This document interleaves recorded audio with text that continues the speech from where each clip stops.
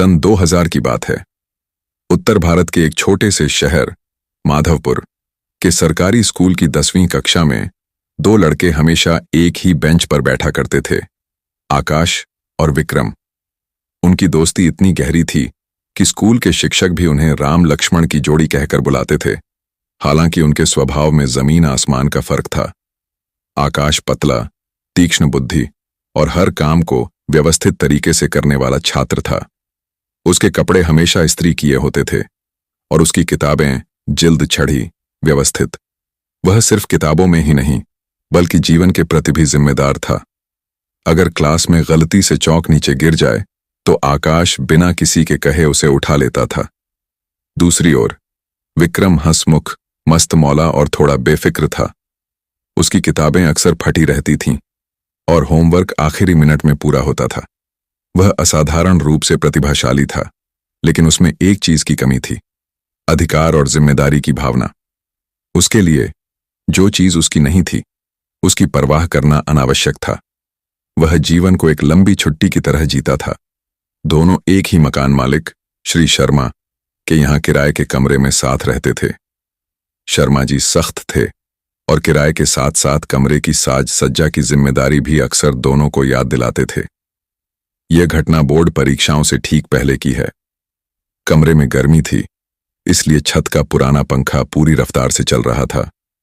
दोनों देर रात तक जागकर पढ़ रहे थे।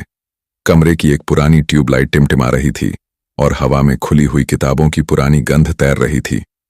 करीब 1 बज चुका था। आकाश गणित के कठिन प्रमेय को समझने में पूरी तरह लीन था। विक्रम हालांकि सामाजिक विज्ञान की एक किताब सिर पर रखकर सो चुका था। तभी कमरे का तापमान अचानक गिर गया।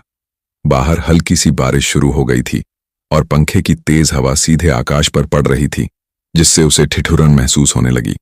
आकाश ने धीरे से कहा, विक्रम उठो, पंखा बंद कर दो, बहुत ठंड लग रही है। विक्रम आंखें मींचते हुए हडबड्डाया। क्या हुआ, चोर आ गया क्या? नहीं, पंखा बस बंद कर दे, आकाश ने शांत स्वर में कहा। विक्रम ने चिढ़ते हुए कहा, अरे यार, इतनी रात को कौन उठेगा? पंखा मेरे घर का थोड़ी है, मकान मालिक का है, बिल वो भरेंगे, चलने देना, मुझे गर्मी लग रही थी थोड़ी देर पहले। आकाश ने कुछ देर तक उसे घूर कर देखा। उसकी आंखों में निराशा नहीं बल्कि एक गहरी समझ थी। विक्रम वापस अपनी किताब को तकिया बनाकर सो गया। आकाश जानता था कि बहस करना बेकार है। वह धीरे से उठा, पंखा बंद किया। कमरे में अचानक शांति छा गई, सिर्फ बाहर बारिश की आवाज बाकी रह गई। आकाश ने खिड़की बंद की और वापस आकर पढ़ने लगा। लेकिन अब वह सिर्फ गणित नहीं पढ़ रहा था, वह जिम्मेदारी का प्रमेय हल कर रहा था। उसने सोचा, विक्रम बहुत बुद्धिमान है, लेकिन अगर वह एक छोटी सी चीज जो उसका अपना नहीं है उसकी देखभाल करने से मना कर देता है, तो क्या वह कभी एक बड़ी कंपनी, एक देश या यहां तक कि अपने परिवार की जिम्मेदारी उठा पाएगा? आकाश ने उस रात संकल्प लिया कि वह हर उस चीज को जिसके साथ वह जुड़ा है अपना मानकर देखभाल करेगा, चाहे वह मकान मालिक का पंखा हो या दफ्तर की कलम। 2 अलग राहें समय पंख लगाकर उड़ गया। दोनों ने स्कूल पास किया, फिर अलग अलग शहरों में इंजीनियरिंग की पढ़ाई पूरी की। आकाश का सफर।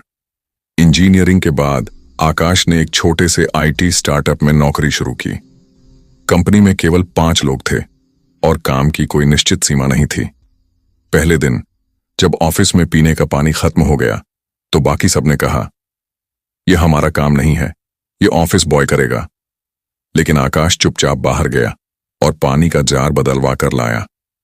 जब प्रोजेक्ट की डेडलाइन करीब थी और सहकर्मी यह कहकर घर चले गए कि यह मेरी शिफ्ट का काम नहीं है, तब आकाश रुका रहा और रात भर काम करके प्रोजेक्ट पूरा किया। उसकी यह आदत बन गई थी। वह हर काम को अधिकार और अधिकार क्षेत्र की भावना से नहीं बल्कि जिम्मेदारी की भावना से देखता था। उसका मानना था, अगर मैं किसी समस्या को हल कर सकता हूं तो वह मेरी समस्या है। 5 सालों के भीतर उसी स्टार्टअप में वह टीम लीडर बन गया, फिर हेड ऑफ ऑपरेशंस। उसकी ईमानदारी, कड़ी मेहनत और सबसे बढ़कर हर छोटी से छोटी चीज को अपनी जिम्मेदारी मानने की आदत ने उसे बॉस की नजर में सबसे भरोसेमंद इंसान बना दिया। 10 साल बाद उस स्टार्टअप के संस्थापक ने जब कंपनी बेची तो आकाश को एक बड़ी हिस्सेदारी और चीफ ऑपरेटिंग ऑफिसर सीओओ का पद दिया गया। विक्रम ने भी इंजीनियरिंग की, लेकिन उसकी मानसिकता वही रही। वह प्रतिभाशाली था, इसलिए उसे अच्छी नौकरी मिल गई, लेकिन हर जगह उसे समस्याओं का सामना करना पड़ा। कंपनी ए में जब एक सॉफ्टवेयर बग आया तो उसने कहा, यह कोडिंग मेरी नहीं थी, जिसने की थी वह देखेगा। कंपनी बी में जब एक क्लाइंट ने असभ्य तरीके से बात की तो उसने तुरंत इस्तीफा दे दिया, यह कहकर, यह मेरी बेइज्जती है, मैं यह अपमान बर्दाश्त नहीं करूंगा। कंपनी सी में जब उसे अतिरिक्त घंटे काम करने को कहा गया तो उसने साफ मना कर दिया, मैं सिर्फ अपनी सैलरी के लिए काम करूंगा, ओवरटाइम नहीं। विक्रम हमेशा अपने अधिकारों की बात करता रहा, लेकिन जिम्मेदारियों से दूर भागता रहा। उसे लगता था कि हर जगह उसका शोषण हो रहा है या लोग उसकी प्रतिभा को पहचान नहीं रहे हैं। 15 साल बाद वह अभी भी एक मध्यम स्तर की कंपनी में जूनियर मैनेजर के पद पर था। नौकरी बदलता रहता था और हमेशा आर्थिक रूप से संघर्ष कर रहा था। उसकी बेफिक्री ने उसे जीवन की दौड़ में पीछे छोड़ दिया था। वर्ष 2015, मुंबई का बांद्रा कुर्ला कॉम्प्लेक्स, एक गगनचुंबी इमारत की 20वीं मंजिल पर एपेक्स सॉल्यूशंस का विशाल शानदार कॉरपोरेट ऑफिस था। विक्रम, जिसने हाल ही में अपनी नौकरी खो दी थी, एक इंटरव्यू के लिए वहां पहुंचा। उसे एक बाहरी कंसल्टेंट के रूप में एक छोटा प्रोजेक्ट मिलना था।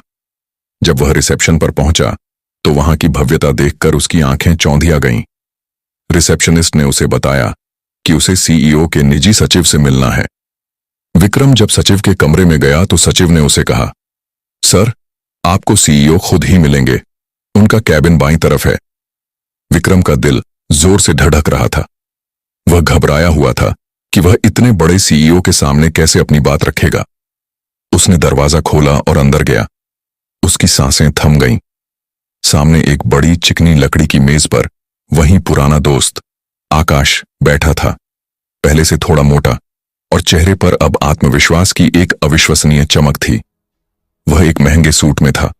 उसके पीछे की खिड़की से पूरे शहर का शानदार नजारा दिख रहा था। आकाश, तुम? विक्रम हकलाया। आकाश मुस्कुराया, अपनी कुर्सी से उठा और कैबिन के दूसरी तरफ आकर विक्रम को गले लगा लिया। विक्रम, यार, मुझे पता था तुम आने वाले हो। बैठो बैठो, चाय कॉफी कुछ। अगले 1 घंटे तक दोनों ने बचपन की बातें की, हंसे और पुरानी यादें ताजा की। विक्रम अपनी आंखों पर विश्वास नहीं कर पा रहा था कि उसका बचपन का बेफिक्र दोस्त आज इतनी बड़ी कंपनी का मालिक, सीईओ है। चाय का कप रखते हुए विक्रम ने एक गहरी सांस ली और पूछा, यार, मैं सच में जानना चाहता हूं, तुम इतने आगे कैसे निकल गए? हम दोनों ने एक ही कॉलेज से पढ़ाई की। तुम पढ़ने में औसत थे, मैं तुमसे बेहतर था। फिर भी मैं आज भी छोटी छोटी नौकरी के लिए धक्के खा रहा हूं, और तुम इस पूरी कंपनी के मालिक हो। क्या कोई खास किस्मत थी? आकाश ने मेज पर रखे अपने हाथ को थपथपाया। उसकी मुस्कान अब गंभीर थी। किस्मत, विक्रम? शायद थोड़ी सी, लेकिन सबसे ज्यादा वह सबक जो मुझे उस रात मिला था। विक्रम भौंचक्का रह गया। कौन सा सबक? आकाश धीरे से आंखों में देखते हुए बोला, वह पंखा, मकान मालिक का पंखा। विक्रम को पहले कुछ याद नहीं आया। फिर धीमे धीमे उसके चेहरे पर उस पुरानी रात की धुंधली यादें तैरने लगीं। हाँ, जब मैंने कहा था मेरे घर का थोड़ी है, मकान मालिक का है, बिल वो भरेंगे। आकाश ने सिर हिलाया। बिल्कुल वही रात विक्रम। उस रात हम दोनों ने जीवन के 2 अलग अलग रास्ते चुन लिए थे। तुमने एक चीज को अपनी जिम्मेदारी मानने से मना कर दिया क्योंकि वह तुम्हारी संपत्ति नहीं थी, और मैंने उस पल यह फैसला कर लिया कि मैं हर चीज को, चाहे वह मेरी हो या ना हो, मेरी जिम्मेदारी मानूंगा। आकाश कुर्सी से उठा, कैबिन की खिड़की के पास जाकर बाहर शहर के स्काईलाइन को देखने लगा। जब मैं एक छोटे से स्टार्टअप में था और किसी ने पानी नहीं भरा तो मैंने कहा, यह मेरी जिम्मेदारी है। जब क्लाइंट नाराज हुआ तो मैंने कहा, यह मेरी जिम्मेदारी है कि मैं उसे शांत करूं। जब काम मुश्किल हुआ तो मैंने कहा, यह मेरी जिम्मेदारी है कि मैं इसे खत्म करूं। मैंने कभी अपने काम को रोल या जॉब डिस्क्रिप्शन तक सीमित नहीं किया। मैंने हर कमी को, हर अवसर को मेरा मान लिया। आकाश घूमकर विक्रम के पास आया। विक्रम, आज भी तुम पूछते हो इस काम की जिम्मेदारी किसकी है, इसीलिए तुम वहीं के वहीं हो।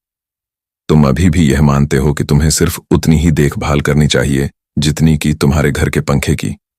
लेकिन देखो, यह विशाल कंपनी, यह इमारत, यह सब मेरे लिए मकान मालिक का पंखा बन गई थी। मैंने इसकी परवाह की और इसे अपनी जिम्मेदारी माना, और बदले में इसने मुझे यह सब दिया। आकाश ने अपना हाथ विक्रम के कंधे पर रखा। विक्रम, कोई भी विशाल नहीं बनता, कोई भी महान नहीं बनता सिर्फ इसलिए कि वे प्रतिभाशाली हैं। वे विशाल बनते हैं क्योंकि वे छोटी से छोटी और सबसे मुश्किल जिम्मेदारी को मेरा मानकर स्वीकार करते हैं। जो व्यक्ति मकान मालिक के पंखे को बंद करने की जिम्मेदारी से भागता है, वह कभी करोड़ों के कारोबार की जिम्मेदारी नहीं उठा सकता। उस रात मैंने सीईओ बनने की जिम्मेदारी उठाई थी और तुमने साधारण बने रहने की जिम्मेदारी। विक्रम की आंखों में आंसू थे। वे आंसू असफलता के नहीं, बल्कि 15 साल बाद मिली हुई सच्चाई की समझ के थे। उसे अब समझ आया कि सफलता बाहर नहीं, बल्कि उस छोटी सी नजरअंदाज की गई जिम्मेदारी में छिपी होती है जिसे हम अपना मानने से मना कर देते हैं। यह कहानी हमें सिखाती है कि जिम्मेदारी की भावना ही सफलता और असफलता के बीच की सबसे बड़ी रेखा है। जो व्यक्ति अपनी सीमा से बाहर जाकर छोटी सी चीज की भी जिम्मेदारी लेता है, उसे जीवन बड़ी चीजें संभालने का अवसर देता है। जो सिर्फ अपने अधिकारों की बात करता है और जिम्मेदारियों से भागता है, वह वहीं का वहीं रह जाता है, चाहे वह कितना भी प्रतिभाशाली क्यों ना हो।